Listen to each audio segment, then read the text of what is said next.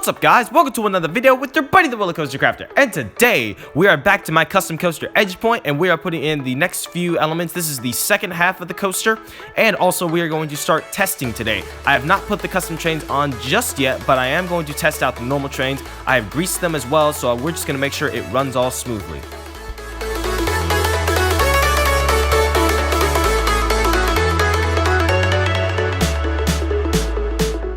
So as you can see, this coaster does have a very short and compact layout, but then again, this is kind of a prototype concept, and we're just going to test out how it works and everything, and also it's just going to be a new concept to the coaster industry to some extent.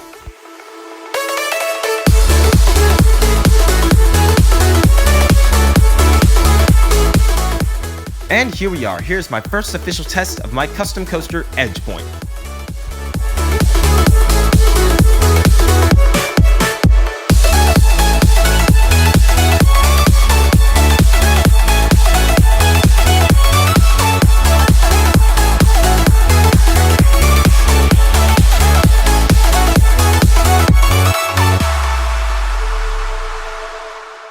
So there you guys have it. That's going to do it for today's update and testing for this video.